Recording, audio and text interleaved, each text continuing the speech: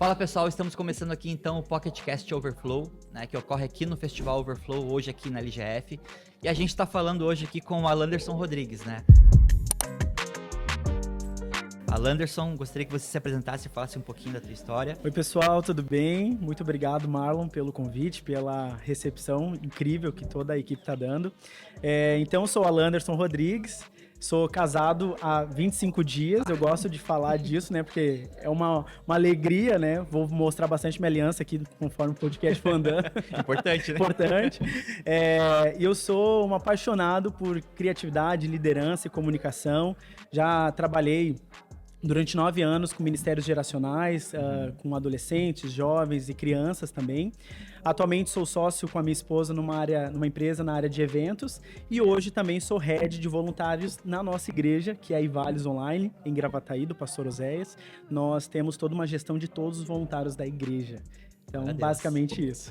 Perfeito. Alanderson, conta pra gente um pouquinho como é que foi o teu processo de conversão, a gente entender como você chegou, né, até o ponto que você está hoje. Sim. Então, Marlon, eu nasci num berço cristão, eu sou filho da irmã do Coque, né? Eu sou assembleiano raiz. Do Reteté. Do Reteté. Mas eu nasci num lar cristão, mas o meu encontro com Deus, ele se deu muito pela experiência de Deus como pai para mim. Aos 5 anos de idade, eu sofri um acidente com meu pai biológico de caminhão, ele era caminhoneiro em São Paulo. Sim. E ele acabou falecendo nesse acidente, ele faleceu na hora e eu acabei sendo esmagado pelas ferragens do caminhão. Sim. E eu fiquei ali dentro durante algumas horas, porque geralmente caminhoneiro viaja sozinho, né? Sim. Então eles não sabiam que tinha uma criança de 6 anos dentro da carreta. E aí eu fiquei preso nas ferragens, eles me tiraram dali e aí... com 6 anos, resumidamente, eu perdi meu pai e isso desencadeou muitas coisas, né, na minha vida. Sim. Como adolescente, como junior, um pré-adolescente, né, e que Deus teve que tratar muito e até hoje trata. Eu acho que até quando eu morrer, a gente vive um eterno processo com Deus, né, e então a minha conversão, ela não foi assim uma data específica, mas Sim. foi um progresso de conhecer quem Deus era. Sim. E não um Deus, mas sim um pai. Então foi um processo bem grande, assim, e bastante especial. E como é importante isso, né? Ter Deus como pai, porque muitas vezes, e eu falo também vindo do lar cristão, então a gente tem muito aquele negócio assim, o Deus dos meus pais. Isso. Né? E você conseguir ter essa conexão direta é difícil quando você nasce no lar cristão, né? Porque Isso. o filho de crente, ele não é crente.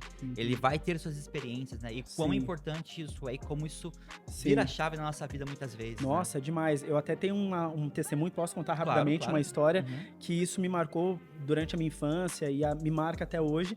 A minha mãe, ela foi muito esse pilar, assim, Sim. que me apresentou o Senhor e todas as minhas inquietações, indignações, foi ela que sempre me apontou o caminho. Ela falou assim, fala pro teu pai, pede pro teu pai. Mas eu não vou ter um pai na minha apresentação. Não, mas eu tenho um pai que é onipresente, ele vai estar lá. Uau. Então ela sempre trouxe esse conceito e esse contexto de inserir Deus na nossa família, mesmo que fosse eu e ela, né? Sim. E eu lembro de uma história que nós estávamos na igreja e aí dentro da nossa igreja dava pra ver um parque de diversão do lado de fora. E aí eu lembro que esses parques assim de rua, em Gravataí tem muitos, Sim. né? E eu lembro que eu falei pra minha mãe assim, eu tinha, sei lá, uns 8 anos, eu falei assim, mãe, quero muito ir no parque. E aí ela falou assim, filho, nós não temos dinheiro pra ir no parque. E aí eu cheguei em casa e fiquei falando com ela, nossa, mas eu queria muito ir no parque, muito ir no parque. Ela falou assim, então pede pro teu pai, pede pro pai. E aí nós fomos, isso era um sábado à noite, eu lembro até hoje, e no outro dia tinha escola dominical de manhã. E aí nós fomos dormir. E aí, quando nós fomos dormir, ela falou assim, pede pro pai, dobra Sim. os joelhos e pede. E eu orei, Senhor, pai, me dá dinheiro e dá dinheiro pra minha mãe me levar no parque. E eu fui dormir, e ela deu boa noite, filho. Nesse meio tempo da oração, nós estávamos indo dormir, o telefone tocou da minha mãe, isso já era, sei lá, 11 da noite. E a minha mãe sempre foi muito de receber as pessoas em casa, né? Sim. Então tinha muitos casais, muitos pastores, muitos líderes que frequentavam a nossa casa para ter um momento de oração com a minha mãe. E ela recebeu uma ligação de um casal de Alvorada, pastores, e eles falaram assim, irmã Neuza, do nada estávamos aqui em oração em casa e o senhor me falou para nós irmos aí na sua casa tomar um chimarrão. E a minha mãe, claro, filhinhos, né? Podem vir, vou fazer o chimarrão. Me botou para dormir, foi preparar o chimarrão, o casal chegou.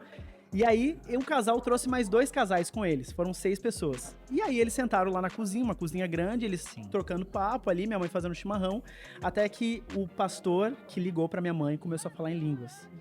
E ela fazendo chimarrão de costa para eles, sem entender nada, né, o que estava acontecendo. E ele começou a falar em línguas, levantou, pegou a carteira, tirou uma nota, não sei, de 50, 100 reais e botou na mesa. E aí o outro casal que tava com eles começaram a se arrepiar, falar em línguas, levantou, pegou um dinheiro e botou na mesa. E aí todos os casais, todas as pessoas começaram a botar dinheiro na mesa. Uau. E a minha mãe, sem entender nada, olhando o dinheiro na mesa. Até que quando todos colocaram o dinheiro na mesa, aquele pastor que começou, juntou o maço de dinheiro, arrumou o maço de dinheiro, pegou a mão da minha mãe assim e falou assim, ó, Deus manda tu levar teu filho no parque. Jesus amado. E aquele momento, a minha mãe me contando depois que ela caiu em prantos no chão e ela ficou extremamente aterrorizada com o que Deus estava fazendo ali naquele momento, né? E aí no outro dia eu levantei pra escola dominical e tinha um bolo de dinheiro em cima da mesa. Daí eu falei assim, mãe, tu mentiu pra mim, tu falou que não tinha dinheiro. E aí ela falou assim, tu não pediu pro pai? Ele deixou o dinheiro aqui. Então foram essas histórias assim que a minha mãe me trouxe muito a conexão com Deus Pai, né? Para que eu pudesse crescer com essa figura paterna. E que discernimento de uma mãe, sabe? De trazer essa incumbência, assim, você é filho, o seu pai é presente, ele está aqui, e ele é dono de todo o ouro, de toda a prata, e tudo é possível nele, né? Qual que é o nome da tua mãe? Neuza. Irmã Neuza. Parabéns, irmã Neuza, parabéns, olha. Foi bênção demais. Glória a Deus mesmo. E me fala um pouquinho, eu sei que você fez também o IC College Brasil, né? Conta um pouquinho como é que foi a experiência. Sim. Então, linkando com a história da perda do meu pai em São Paulo, anos depois, eu já servindo na igreja, o meu pastor Oséias Santos, meu paizão espiritual também, chegou pra mim e ele falou assim, filho, eu quero tu nessa escola. E na época eu tava trabalhando, eu era diretor comercial de uma empresa, de uma clínica odontológica, tava crescendo também, começando a minha carreira profissional. E eu falei pra ele, claro, pastor, um dia com certeza, assim, sabe? Algo do futuro, assim, com certeza, estaremos lá. Só pra dizer o amém, né? Só pra dizer o amém, né? E aí ele falou assim, não, mas eu quero tu nessa primeira turma. Isso era julho, e a turma começava em agosto, dia 6 de agosto, nunca vou esquecer. E aí eu fiquei assim, daqui a 3 semanas, daí ele falou sim, 3 semanas. E eu disse sim rapidamente, aceitei esse desafio, pedi demissão, arrumei minhas contas, arrumei a mala e literalmente fui para São Paulo. E nesse processo do college, introduzindo o college, o Senhor me trouxe muito isso, assim, São Paulo te tirou algo muito importante. Mas depois de 15 anos eu te trouxe para te aprender sobre pastorear, liderar pessoas, né? E hoje, muitas vezes, chega para mim aconselhamento, até de adolescentes, né, jovens, com os mesmos problemas. E a bagagem que eu recebi no college, hoje eu consigo transmitir de uma maneira muito mais adequada, né? Sim. Então, o college foi essa escola, foi essa plataforma de envio. Eu morei lá durante 1 ano e meio. E foram momentos inesquecíveis, assim, com Deus de lapidação, sabe? A pedra bruta de Deus lapidando. Eu fui muito lapidado, fui moldado, fui quebrado, fui tudo no college para que Deus pudesse criar algo novo, né? A imagem e semelhança dele. Então, estamos nesse processo ainda, mas o college foi muito especial. E como foi a experiência de trazer isso para cá? Porque é uma cultura totalmente diferente aqui onde a gente vive no nosso estado, né? A gente sabe que tem uma dificuldade, né? Com novas formas de lidar, seja com ministério, seja com cultura mesmo. Como que tá sendo essa experiência para ti? Muito, muito importante. Quando eu voltei para Gravataí, eu lembro que foi um choque de realidade, porque eu estava numa cidade. São Paulo é o centro econômico do país, é onde tudo acontece.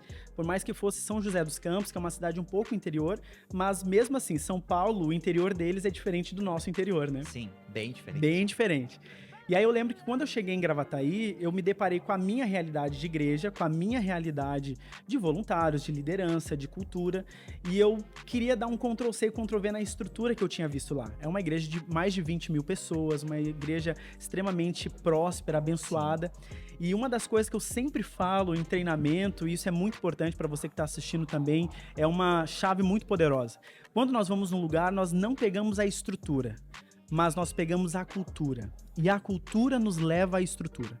Então, um dos dos grandes erros das pessoas, às vezes, é ir num lugar, ir numa conferência, ir num festival, olhar a estrutura e falar, uau, eu quero isso na minha igreja. Qual a marca da tua câmera? Qual a marca do teu microfone? Qual a marca, né, do teu violão? Sim. Mas, na verdade, a gente precisa pegar a essência daquilo ali, a cultura, porque é a cultura que nos leva a uma estrutura. Então, beber da cultura da igreja da cidade, né, e do IC College me ajudou muito para implementar o ministério que daí eu criei do zero, que foi o Next, né, com toda a equipe do Next, que foi um ministério de adolescentes. Nós não tínhamos. E hoje o ministério já está lá, transicionado, com mais de quase 100 líderes dentro do ministério, quase 450 adolescentes. Então, um ministério bem relevante na nossa cidade, mas foi por conta da cultura e não a estrutura. Glória a Deus. E, Alanderson, fala um pouquinho, nesses dias, o que tá queimando no teu coração, o que tu entende nesse momento que Deus quer de você, qual o posicionamento, né, para daqui a alguns anos a gente poder olhar para trás, ver esse momento que nós trocamos essa ideia, esse festival, né, que tá acontecendo, e você pensa assim, poxa, tava passando por algo lá, construir algo em cima daquela base, e foi aqui que Deus me trouxe. Sim, sim. O que Deus tem queimado muito no meu coração, Marlon, é 1 Samuel 3:4. Até anotei aqui. É algo que tem queimado muito e tem feito parte dos meus dias, que é eis-me aqui. A palavra vai dizer, o Senhor chamou a Samuel e ele disse, eis-me aqui. Então, o que eu tenho vivido nesses últimos dias, e eu deixo como uma palavra aqui também para quem está nos assistindo, e é uma palavra para mim do futuro, para que quando o Senhor nos chamar, e enquanto o Senhor estiver nos chamando, a gente possa estar dizendo, eis-me aqui, sabe? Amém. Independentemente se é na área dos negócios, Deus me chamou para área agora para um pilar, né, no monte dos negócios, estou muito ativo nesse pilar também, mas Deus me chamou para área dentro da igreja, para cuidar de voluntários, e o meu coração, ele está sempre voltado ao eis-me aqui, né? Aquilo que meus pastores têm me direcionado, aquilo que Deus tem falado ao meu coração. De repente, daqui a alguns meses, daqui a alguns anos, talvez não seja o Brasil, talvez não seja Gravataí, eu não sei, mas aquilo que Deus me chamou, eu quero estar fazendo parte e dizendo, eis-me aqui. E eu acho que é um problema da nossa geração hoje, né? Que é, Senhor, eu não quero dizer eis-me aqui, eu quero dizer tá aqui o que eu quero. Não é o eis-me aqui, é o tá aqui. E é a entrega, né? Um checklist daquilo que quer viver. Mas a gente está como uma folha em branco ao Senhor, né? Amém. O Senhor está disponível para escrever a história dele em nós. O eis-me aqui. Amém. Amém, pessoal. Conversamos hoje aqui, então, com o Alanderson Rodrigues, né? Vai ficar o Instagram dele em algum local aqui para você poder clicar, acompanhar mais de perto o trabalho dele com o Next, né? Lá na Ivales. Agora com os voluntários também. Com os voluntários, né? Então, assim, gente, importante se conectar com pessoas que vão fazer você crescer e ajudar a encontrar o seu rio, né? Por onde você vai caminhar com Cristo. Inclusive, Marlon, só para finalizar, dentro do hangar, que é a nossa base de voluntários, nós temos treinamentos para igrejas. Olha! Então, a nossa igreja promove alguns treinamentos, algumas mentorias também para líderes na área do voluntariado. Porque o voluntariado é pessoas. Sim. E os maiores problemas das igrejas e de um ministério, até de uma instituição, são pessoas, né? É a falta de gestão de pessoas. Então, também fica o convite, se algum líder, né, quiser um treinamento específico para essa área, Deus tem nos levantado muito fortemente nisso. Quer falar qual é o Instagram, ou se tem algum link, alguma forma de entrar em contato? Pode entrar diretamente no meu Instagram, Alanderson7R, ali você vai encontrar maiores informações, pode me chamar também, ali tem todas as informações para entrar em contato. Perfeito, então gente, fica aí o convite, entre em contato, é importante, isso é reino, né, e vamos trabalhar para que o reino seja estabelecido cada vez mais, tá bom? Quero deixar aqui o agradecimento ao pessoal da Sonido, ao pessoal do Festival Overflow e ao pessoal do Living Movement, e nos vemos na próxima conversa. Até mais.